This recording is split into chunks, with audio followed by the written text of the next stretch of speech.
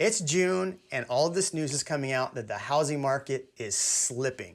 Does that mean we're headed towards a recovery? Does that mean that the market's finally crashing? Is that bubble popping? We'll find out. Jeremy Knight, the Knight Group, your favorite Austin realtor. It is kind of funny. If you go to YouTube and just type in housing market, you will find that people are starting to say that the crash is here and all of this stuff. I think there's some things at play that have been happening over the last few months that might lead to what I've said in the past, that we will start to see a flattening around, oh, I don't know, this time of year. So we'll look at some of those things. We'll look and see what some of the comments are and some of the reasons why people are saying that the market is slipping, because there is some indications there. And we'll find out, is it the right time to buy? Is it still a good time to sell? We'll go through that right now. Oh, and before we go any further, I want to hear from you. Crash, no crash, leveling, what's happening? I want to hear from you. One reason people are saying that the market is slowing down is that mortgage applications are down. And yes, they are down, but as of the last week, they're up about 2.1%. Now, let's look at this. Over the last few months, a lot of people got pre-approved, and a lot of them are sitting on the sidelines. A lot of them have put in offers, they haven't gotten a property, and now we're rolling into June when demand typically isn't as high as June as it normally is, because people, I don't know, last year in 2020 were buying homes and weren't going on vacation. June 2021, things have changed and people are going on vacation and not paying attention to the housing market. So that could be one reason that we're seeing that. I think buyer fatigue is definitely another reason why we're seeing that. And overall, buyers are kind of sitting on the sideline. We have a lot of VA, FHA buyers that are sitting there that can't get offers approved. So yeah, that's partly why we're seeing that come down. I don't think that that's a huge indication the market's gonna crash. I think as some of these prices starting to flatten out, which I've said over and over is gonna happen about now, more buyers that are FHA, VA, they're gonna start buying. So that's gonna bring some buyers back into the pool that probably were waiting around. So I guarantee you see some of those start to come up over the next month. Another reason why people are saying that demand is down and the market's changing is the fact that new home sales are down 5.9%. Now, there's a various amount of reasons why new home sales are down. If you look at lumber prices, for most of May, they were around $1,500 for lumber. As of today, now they're down under $800 again, so they've come back down. The other problem that builders are facing is that commodity prices are still very expensive. They're up about 23%. So things like all of your appliances and not just wood, but everything else to build a home is costing more. So builders have gone from building all these homes to reducing the amount that they're actually selling. And if we look at the sales, particularly in Austin, the sales dollar volume for new builds is down pretty dramatically. And prices for those closed properties are up, which means they're selling less homes, but the prices are more. So that's probably another good reason. Now, the other thing is that a lot of these builders have taken contracts on homes, but now they're not building. I have a home getting built in New Braunfels. It's a brand new build, and I put it under contract 5 months ago. They still haven't cleared the lot, started any construction. They got all my money, but they haven't started construction because these prices have been too high.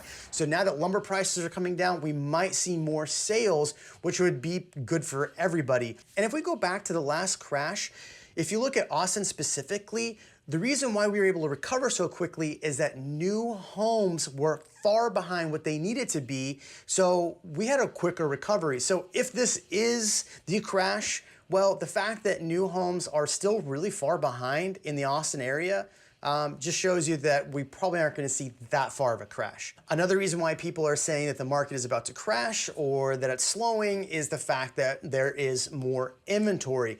Yes, there's more inventory, but we've needed more inventory for a while. For me, what this shows is that prices will start to level off. If we look at the Austin numbers, really we stayed at about a half-month inventory since January till now. I'm curious to see what the June numbers look like, but that's still not a lot of inventory. I posted on my YouTube channel that there's about 3,000 homes in the market, which is actually up because for most of the months I was seeing, 2,300, 2,000 homes available. But but that still meant that we were at half a month of inventory.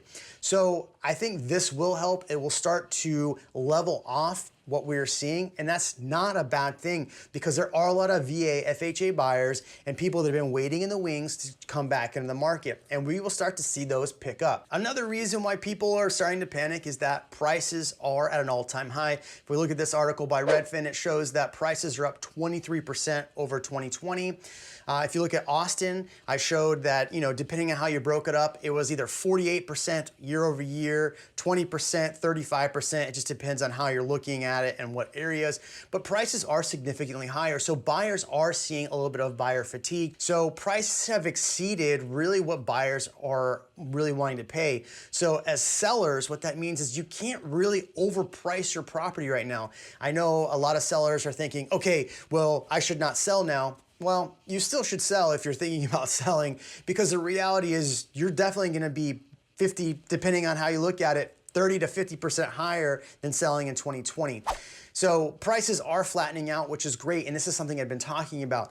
So as a seller, don't get too worried. As a buyer, think about this as an opportunity to start getting back into the buyer pool. But now you're thinking, Jeremy, you keep saying that it was gonna flatten, and you have this kind of almost confirmation bias by looking at this data. And you're right, because I'm a realtor. Every single year in June, I hear the same thing over and over and over, every single year. Oh, the market's slowing down. It's time for the crash every single year around June. And why is that? It's because every year around June, graduations are happening, people are going out of town, except for 2020. We did not see the same amount of people going out of town and leaving. So there's always been a slowdown. Look at this information on Redfin. Redfin's even showing, if you look at 2019, prices started dropping back down, demand started dropping back down around June through August. And then around October, it started to pick back up. November started to pick back up. So this is a seasonal thing. So while everybody's really worried that the market's about to crash, keep in mind, this is cyclical. It happens every single year. Now, am I saying that the market's gonna be perfect here on out? No, there's a lot of things going on, and you're probably gonna write, oh, inflation and all these different things, you're not accounting for this. Look, every single year around this time, I see the same thing happen over and over again. And then when it comes around January, all this information comes out, all the data comes in, and everybody goes, we're on track for a record year again. Look, 2020 was an outlier. We saw craziness happen, and as a result of that, prices are higher. But that means that now is the time where it starts to flatten out. And if you're a buyer, it's time to buy again. Another thing that I keep hearing about is interest rates. Interest rates are getting crazy and going up and all of this stuff. But the reality is that interest rates right now are still around 3.2%, which is really low. So if you're a buyer and you're seeing that inventory starting to come up, you're starting to see prices starting to soften, and not as many buyers in the pool because they're out on vacation, it might be the time for you to jump in. So if you're looking right now, and I tell this to all my clients, the time of year to really buy a home is between July and August. Every year. If you want to buy a home, because guess what happens? Inventory starts to pile up, days on market starts to sit longer, and you can actually start to negotiate. And some of these sellers are going to go, oh man, I might have overpriced. Now they really need to sell. So they might reduce their price. They might take your offer now. So there you go. Jeremy Knight, the Knight Group, your favorite Austin realtor. What do you think about this video? Do you think it's really going to crash right now? Do we think the leveling is actually happening? What do you think? I want to hear from you in the comments. See you on the next one.